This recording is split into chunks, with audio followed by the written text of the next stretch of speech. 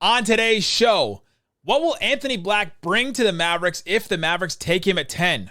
Should they? We'll talk about that and more on today's Locked On Mavs. I'm Luka Doncic, and this is Locked On Mavericks podcast. 10 Mavericks, NBA champions. Bang! Bang! It's good! And the Mavericks have won the game! If you don't believe, you shouldn't be here. Loyalty never fades away. And welcome. You are locked on to the Dallas Mavericks. My name is Nick Angstadt, media member and NBA channel manager for the Locked On Podcast Network, your team every day. Thanks for being part of the show and making Locked On Mavs your first listen every day. Join the Raccoon Squad, be an everyday, or subscribe or follow for free. Just search Locked On Mavericks wherever you get your podcasts or on YouTube. The best way you can help us grow the show is to listen every day and to comment anything below. Let us know in the comment section, who would you take over Anthony Black if he was there at 10 for the Mavs? Today's episode is brought to you by the Game Time app. Create an account and use the code LOCKEDONNBA for $20 off your first purchase. Last minute tickets, lowest prices guaranteed. And also, if you want to support the show, get text alerts from us, text us, talk to us about the Mavericks. Click the link in the description below to subscribe to our subtext, help support the show. And joining me, as always, my co-host, writer, contributor at Mavs.com, the Stay Mellow Fellow, the One More Thing King. What you got for me, Isaac Harris? Well, speaking of Mavs assistants, Carmelo Anthony next year. Let's go. That'd be great. That one might be on the bench, but just a huge shout out to the Denver Nuggets for doing the Lord's work, ending this LeBron Lakers crap. I just so happy for Jokic. And you say this crap like somebody had, like there was a conspiracy to get them back in, as if you think that the NBA is rigged in some way. I mean, I just think of Killmonger just saying, "Is like, is this your king? Like, is this your king?" No, I'm excited for the Nuggets. Super happy for their fan base and Jokic, Jamal Murray's journey back. It's a lot of fun. And here we are. We're about to fire back up the 24 hours until Wendy's talking about Kyrie for Anthony Davis. So get ready for that one. Here we go again. We're back on it. Yeah. But today's show, we're going to do a draft profile on Anthony Black. We do these every year. We do a whole episode talking about who is Anthony Black? What are his strengths, weaknesses?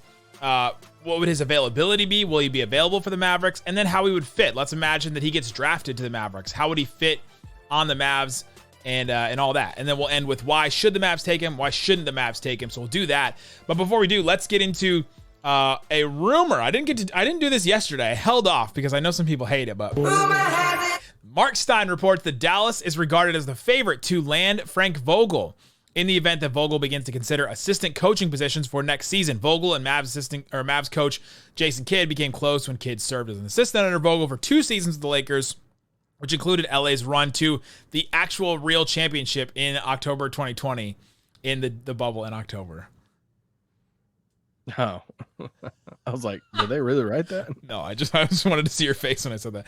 But thoughts on Frank Vogel being the Mavs assistant, and also thoughts on the Mavericks waiting for Frank Vogel, because there's some other coaches out there. Yeah, I mean, when the report first dropped that Dallas was looking at an experienced previous head coach to the bench alongside Jason Kidd, St. Jean was let go. Our first podcast after that, Frank Vogel's the first name we talked about. For sure. As soon as we texted, I text you right back. It's like Frank Vogel, and there's a lot of fans of Vogel in the organization. Obviously, Jason Kidd has a relationship with him. He obviously wants to be a head coach because he's been a good head coach in this league. There's so much stuff of his defense that they are trying to tie in. I've referenced the story I did with Jared Dudley back, whenever we could be at practice. And I remember sitting with Dudley after a practice, and we're sitting there watching him get run in, and him telling me, pointing things out, saying, "Dude, we're trying to implement Vogel stuff here. Like this is what we're trying defensively."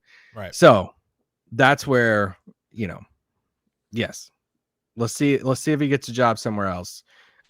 If he wants to be an assistant, I think he could be wearing that Mavs quarter zip that all the people love. Yeah, this is the type of coach that you wait for, I think, because they wanted to bring somebody with experience. That's the whole reason why they moved on from St. Jean, decided to bring somebody else in. They're waiting for the right coach to fill this void. Is that you need somebody that is experienced, that's been there before, that's been to a championship, coached playoff games at different spots. Like, remember when we did the what's the first thing you would do if you're Nico Harrison, and I started it off with I'd be calling Frank Vogel and say, do you want to be our head coach? And it could be the first official thing they do in the off season is Frank Vogel. Assistant, not head coach. But yeah, so all right, let's get into our Anthony Black profile. Anthony Black, 6'7" wing guard, like point forward kind of guy out of Arkansas, 200 pounds, 6'7.5" wingspan. So he's kind of a square in that regard. We've talked about squares and rectangles. Rectangular wingspan's longer. That's what they told me. That's what they told me when I did my measurements, like in middle school. You ever have that thing where you have to such a square? Yeah. He's the one sentence from the. I took a lot of notes from obviously Rafael Barlow, NBA Big Board, The Athletic, the Ringer draft guide, some stuff from ESPN. So a lot of this I compiled. This is not just me doing draft work, but I also watched a lot of his plays too. One sentence explainer on Anthony Black. Big playmaking defensive guard that can thrive in any role but struggles to shoot efficiently. He also went to Duncanville High School, so I had to throw that into the explainer. Yeah, started off at Coppell.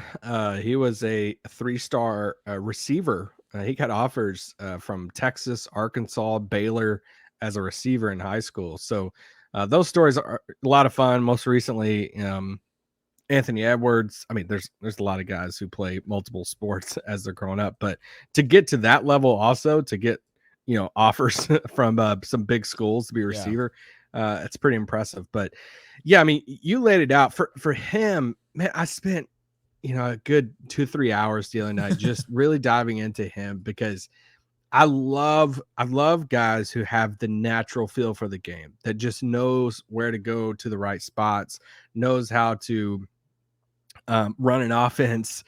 This guy is, like you said, he's that 6'6", he's that big point guard, right? He's this, right. And this Arkansas team that, it's Musselman's team. It feels like they're always good now in the SEC, and they quietly had some like good pro players.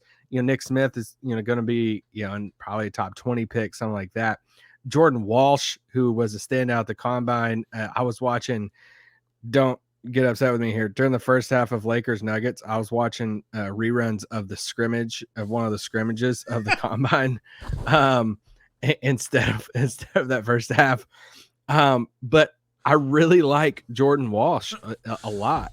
As my man hates Fan Jam and any kind of exhibition that any pro team does, but as soon as a couple draft prospects get together in a room and throw some pennies on, he's like, all right, I'm in. I am there. I'm watching everything on Synergy. But anyway, the Arkansas team was a lot of fun, and that was with Anthony Black kind of running the show. And I mean, this dude it's not just his feel as a point guard and getting everybody involved. It's also him defensively. Like, I wrote down on I'm like, is he a top 3 like wing defender in this draft at his size, 6'6", 6'7"? Like, that's the other part of his game, that he is a really, really good defender, and he has such a good feel for the game at running that point guard spot. He's special, man. I mean, I would go as far as saying, like, if Houston isn't all the way sold on Amen, I would have the conversation. He has that, like, he would be perfect. I think you still take Amen, but he would be perfect to bring in and say, dude, make this whole thing work. Like, I saw somebody use a connector, and like all glue. The pieces in Houston and saying, make this work. And he would be so much fun, especially at his size. He has that type of player. Like, a lot of the things that I saw was just like ball mover, pace.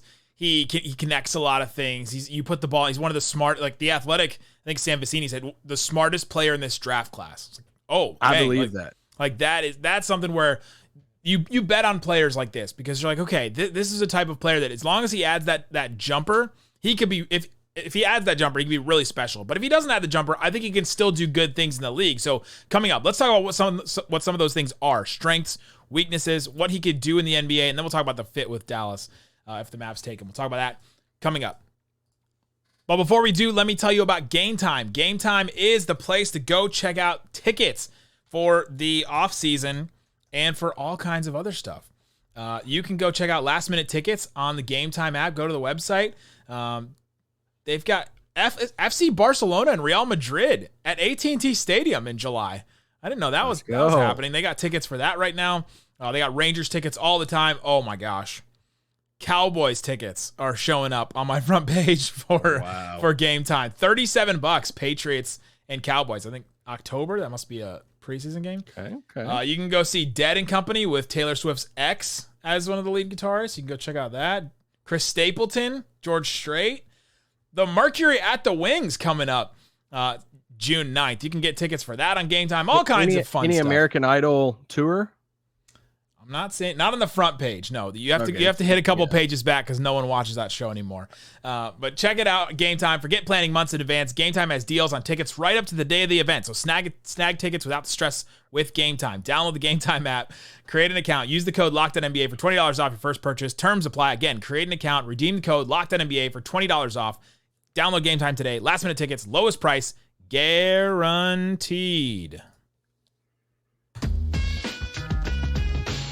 Thanks, everybody, for hanging out with us on Locked On Mavs, being part of the show, being part of the Raccoon Squad, and being an everydayer. If you listen every day, we appreciate you. We're talking about Anthony Black.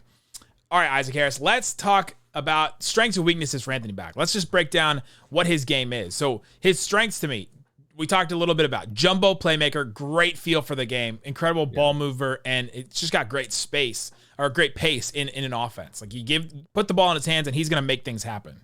Like, listen, like when we say he has a good feel for the game, it's also important. It's like, I feel like some people could look at it and say like, all right, well, if you're going to be a pro, you got to feel for the game.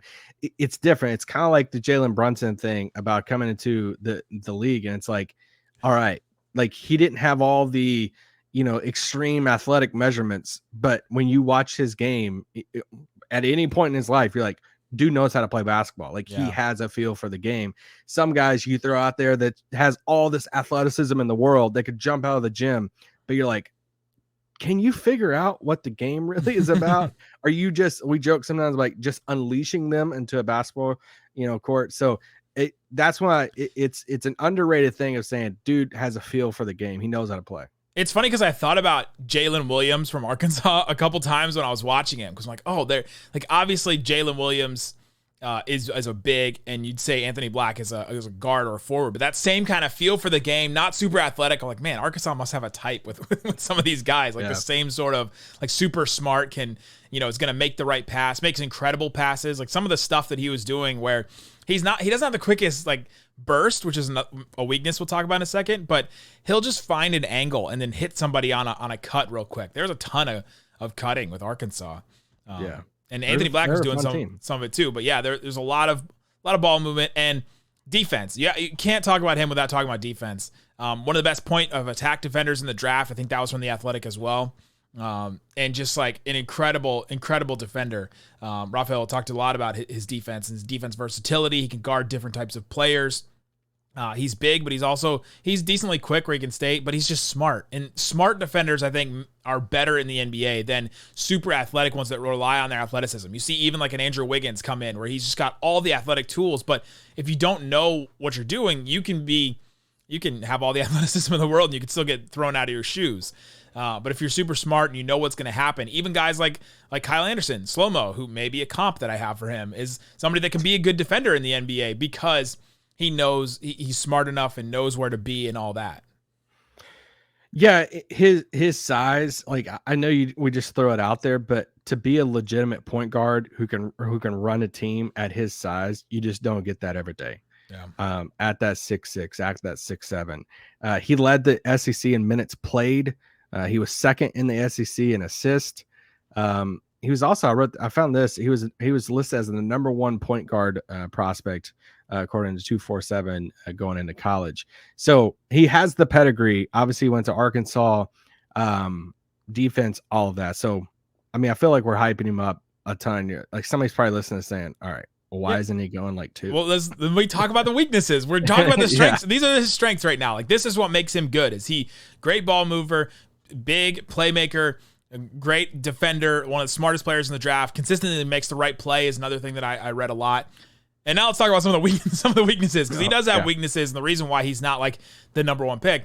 Not a great shooter. Only 32% on jump shots. He's got a really, really slow release, and he like puts it in front of his head. It's just like a weird kind of funky shot, and that's the first weakness you point out. Yeah, I mean, that's the biggest thing for him is the shooting. Even the shooting, I looked at some of his numbers around the rim, and that's some of the stuff that you're like, all right, if you're 6'6", 6'7", and you can't hit from the outside, can you use your body and your strength and your size to like get shots at the rim at will? He doesn't have great averages even around the rim. So no, it's not bad. Saying that I do think, some of these people, you just got to take the chance on. You're like, all right, you're going to figure it out the next level. It'll be fine. But we're talking about 1 year as a freshman in college, but it wasn't promising numbers that you're like, all right, that's definitely a weakness. Another thing that I saw a lot written out is that the Arkansas didn't have good spacers either. So like some of that stuff at the rim and things like that, like it's hard to hold it against a guy when he's trying to make something happen when nothing's happening. He's having to rush. I watch a lot of his spot up shots, and I'm like, some of these are just he didn't have anything else to do and had to just go make something happen because he was the guy. And so 32% on catch and shoot shot. The one problem is 70% from the free throw line, which is not bad, but it's also not good. And he's shot low 60% range from free throw line in high school. So that's not really a good sign either on his shooting prospects. A lot of draft scouts look at free throw shooting. And so the shooting in general, like that's a problem. And then the other thing is, remember that list that I read about all the rookies that played about 20 minutes or more a game in playoff series? Yeah. Tell me which one of these is not a shooter. Herb Jones, Tyler Hero, Scotty Barnes, Landry Shamet, SGA, Keegan Murray, Michael Porter Jr., Trey Murphy, Desmond Bane. Like if you're going to be a contributor early in like on a good team, you have to be able to shoot. And so that's one thing that just really going to stand out. We'll talk about that with fit a little bit later. I talked about he doesn't have a good blow by first step, and that concerns me too, because if you don't have the shooting, you're not great line drive to the rim and don't have like athleticism to beat somebody off the dribble. Like at a certain point, are you just a playmaking passing wing, and how long does that last in the NBA? You got to be able to do a couple things. Yeah, I was going to segue that into a comp because I think there is a path for somebody like that to work in the league. But I got a couple more weaknesses. But dang, all right, hater. Well, we gushed and gushed about those trends. I actually don't have that much that I did. I think for me, the whole big weakness is all about his shot. If his shot becomes above average, I think we're going to look at him and be like, dang, he should have been over the Thompson twins. I mean, that's how much I'm about him. The last two that I had were just average finisher at the rim, which we kind of already touched on, and then plays too passive and unselfish. You see some of these guys that are just really, really good passers that don't like take for themselves, and so then when they don't, then okay, in the NBA that gets exploited because nobody's gonna trust you. And like the worst example of this is Ben Simmons. Like eventually Ben Simmons was just not able to play because he couldn't get, he wouldn't get to the free throw line and all that. And like you can't just be a passer in today's NBA. So I think that the passivity and the unselfishness is something that is something that you just have to work on in the NBA at the next level. But you want to do comps? Yeah, let's do comps because I think actually what the Ringer actually put on. I write down a few names and then I just go around some sites and I'm like, all right, who has is any of them like lined up for somebody? And dude, I mean, I think Lonzo is an incredible comp. Yeah, that was a good one. I mean, from the size to the feel for the game, the passing, the defense.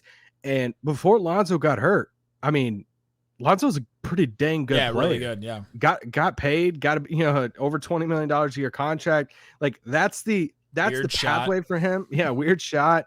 But even like Lonzo's shot came around too. So even like the numbers around the basket and stuff for Lonzo, similar Anthony Black. There's so many similarities with Anthony Black. I wrote down two other names. I wrote down Josh Giddey and Sean Livingston. Sean Livingston's one that I thought I was going to surprise you with. But yeah, Sean Livingston after his injury, because Sean Livingston before was like super bouncy, could jump out of the gym. It was also like a number one prospect, but Yeah, Sean Livingston, like after the injury, where he's just a big ball mover that is really smart, doesn't really have a shot. I mentioned Kyle Anderson earlier. I think Kyle Anderson is one. Like he's I would say Anthony Black's a little bit faster than Kyle Anderson. I'd say he's definitely faster than Kyle Anderson. But Kyle Anderson only shot 179 threes his first 5 years in the NBA and shot like 28% from three his freshman year at UCLA, then shot like 48% his sophomore year. So, but like I can see where that would be a comparison because he's just really, really good feel for the game, really smart. And then those guys figure it out, which is one of the reasons why I look at him and like, okay, I think because they're so smart. Right. Like that's why they figure it out. And that's why if Lonzo didn't get hurt, he was going to be in this league for a very long time. Yeah. And there's that's the path for him. Yeah. Coming up, let's talk about his path into Dallas, though. What would he be? What is his ceiling floor? What's his availability? I went through a bunch of mocks and grabbed where he's going to be, and how would he fit in Dallas? We'll talk about that coming up. But before we do, let me tell you about Prize Picks. Prize Picks is daily fantasy made easy. Go check out Prize Picks. See what's available for you right now. They have a chance for you to win $1 million with the daily Superflex. $1 million? $1 million, Isaac. You could also win 80,000 or 16,000. Go to prizepicks.com/million. If you play 6 correct picks, you get $1 million. You could win $1 million. Place 5 correct picks, you could win $80,000. If you place 4 correct picks, you can win $16,000. So they'll pick one entry every day, be randomly selected. They'll be given a 6-pick flex with the following payouts. So you could potentially win that. Go check out full details available at prizepicks.com/million. And again, you have to opt into that, prizepicks.com/million. 100% instant deposit match up to $100. The promo code Locked On is also available. So go check out those different promotions. Again, prizepicks.com/million. Use the promo code Locked On. All right, Isaac Harris, we're talking about Anthony Black. We talked about his strengths, weaknesses, who he is as a player. Now let's talk about who he could be for the Mavs and his availability. So I went through a bunch of different mock drafts. Raphael has him at 9 in his latest mock after the lottery. The Ringer has him at 6 in their latest. ESPN had him at 8, and The Athletic had him at 9. The Athletic also put a little range under theirs as well, which I liked. I said he could be 5 to 12. So there you go, wow. Right up into your Rockets one at 4. But yeah, so he'll be around there, but Mavs will probably be 1 pick or 2 picks too low if they stay with the 10th pick to get him. Yeah, I mean, I just don't see a world he makes it past Washington. There is a mock draft recently where Anthony Black was picked to the Mavs. But yeah, y'all be hearing about that. You'll hear about that in a couple weeks. Yeah, he just feels like a great pick for Washington. They need somebody like him run the point and all of that. That'd be great, actually. There's a couple other teams before that, but yeah. Yeah, so that's where he's going to be available. Let's talk about his ceiling and his floor.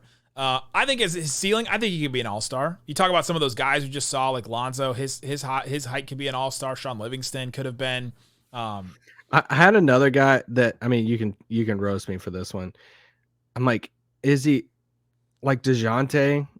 I didn't say it because I thought through it as we were going through it. I have early DeJounte Murray because he also didn't shoot the 3. He's more athletic. Like DeJounte Murray was more athletic than Anthony Black, but still, I do think that's a good comp because great playmaker, and eventually he added that mid-range game, the 3-point shot. Like he worked on that for a long time in San Antonio. So I'm with you on that one. And his shot, like DeJounte's shot, was a little bit more like above his head compared to like Anthony Black's. That there's just there's some guys who don't have good shooting numbers, then you're like, the shot still looks good. It's not that way really with Anthony Black. I'm like, the shot isn't like promising for me. A hitch for him would be an honor. Yeah, I just love everything else about him.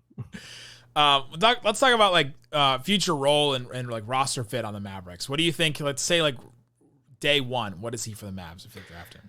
Listen, if Dallas keeps the 10th pick and Anthony Black is there and they take him, the biggest thing for them is like, hey, we got our third ball handler for the future. And we have like, if we don't know what's happening with Kyrie at that point, then you got a guy on paper who like fits alongside Luka. Like he plays defense, he can run the offense. Like you're going to bring him off the bench. Even Kyrie comes, you see when Kyrie comes back. He played great with Kyrie.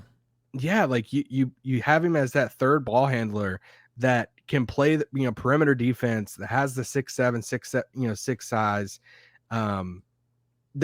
That's the role and you know who else he'd play incredible next to? Jaden Hardy. That's right. That's what I've written down too. I mean, the pairing of him and Hardy off the bench as like the young guys, duo, that would be a ton of fun. The Hardy, Anthony Black, Josh Green backcourt would be awesome because you got a lot of games that's winning you, but no, but I mean like in off the bench, if the Mavericks were okay. able to add like another wing and a center, and then all of a sudden your bench unit is Anthony Black, is Jaden Hardy, is Josh Green. You're like, okay, I'm feeling good about that now and in the future because I feel like they could work really well together. But like you said, it's like DeLon Wright and Tim Hardaway. Like if you take your glasses off, it fits so well with Jaden, because Jaden Hardy is not like a point guard. We've gone over this several times that he's not. He can handle the ball a little bit. And Anthony Black is not like a real point guard in the NBA either. So like both of them can do just enough of that job to make it happen. And just Jaden Hardy spacing the floor around Anthony Black would be really, really great because he did not have that at Arkansas. Yeah. The roster impact. I said he helps the lack of wing issue, but he doesn't solve it. Like I don't think if you're going into next year with Reggie Bullock, Tim Hardaway, Josh Green, and Anthony Black, you're like, that's it. We got all the wings we need, and we're good to go, right? Yeah. Well, I don't think it impacts the roster a ton because you're still going to go after wings, right? The only roster impact I think it has is now you're just not going and trying to find a third ball handler. Like it probably takes some trades off the table for you. That if you really are trying to find that third guy, then it's more about future moves. There ain't anybody on the team that I'm looking at and saying like I don't think it affects Jaden Hardy at all because I think Hardy's or Josh. I think Tim's going to get traded. So it's like, I don't think that it really impacts, them a ton. I think it's more about future moves at that point. Yeah. I think I took roster impact as, okay, so we have Anthony Black. Now what else are we looking for? And I don't think it changes what else you're looking for. Really. No, you still want wings. Like, maybe besides another, like a third ball handler, but they probably still need one. Like we talked about that a lot last season. They didn't get one and they regretted not getting one all season.